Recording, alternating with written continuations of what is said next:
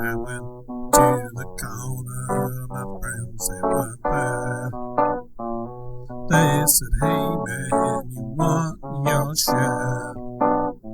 I turned around and walked away. I didn't want to live nowhere.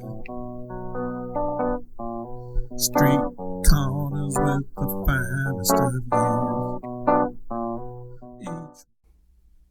Hey there, there's a different topic than usual. Well, I don't know, maybe it's all about being human. I recently had a heart surgery. It's kind of interesting.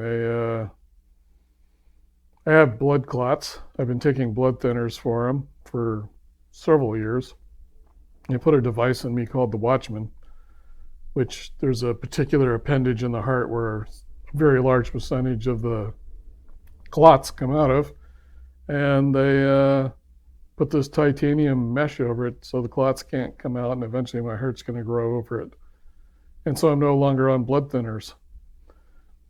So I'm healthier because I'm not on blood thinners. My blood's not thin, so I've got more red blood cells, so I got more oxygen, so I don't wheeze and have trouble walking anymore. But,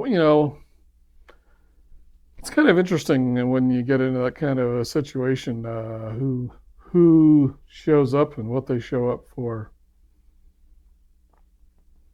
Well, there's a woman that I see maybe once every 2 years, but it's like we have some very intense conversations. She was telling me how she doesn't like this place, and she still has a lot of sadness in her, and she just kind of wants to spend her time with herself. And she also told me that if she doesn't answer me, don't take it personally, which was nice to hear because I did. But,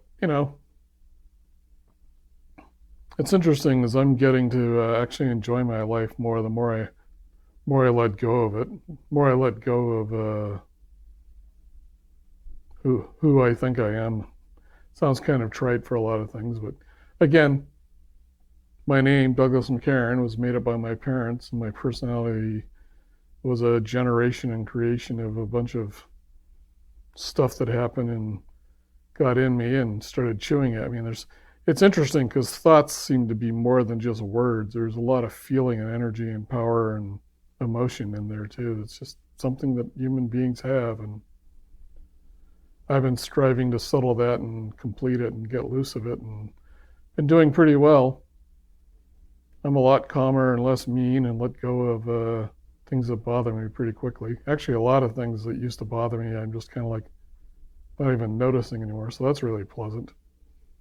Just so you know, it can happen if you have that going on. You just talk to others and share. Don't try and sit inside yourself. Go out and work with groups. Like I go to r2o.com. They have these free talk meeting groups where they talk about letting go of shame and therapy and various addictions, and it's all very useful. So, but it was nice talking with this friend of mine because I'm like, old and chubby and overweight and haven't been on a date, and she's like about 40, still beautiful, and has all these guys still following her around, and we both kind of have the same attitude about, does anyone really love us? And yet I'm feeling a lot more lovable outwardly. I don't know how much people are in love with me, but I feel a lot calmer and more loving, which is nice. But it just goes to show you, a lot of comedians are drunk, angry people who need to let go of their anger, but then they're afraid to because that's kind of what makes them comedians. I guess I just think it's more valuable to be at peace than it is to have more jokes. Anyway, that's me. We all have issues, and they need to be dealt with, or they won't be. Okay. Start chewing at you. Just acknowledge them and get that they aren't you. All right, bye now.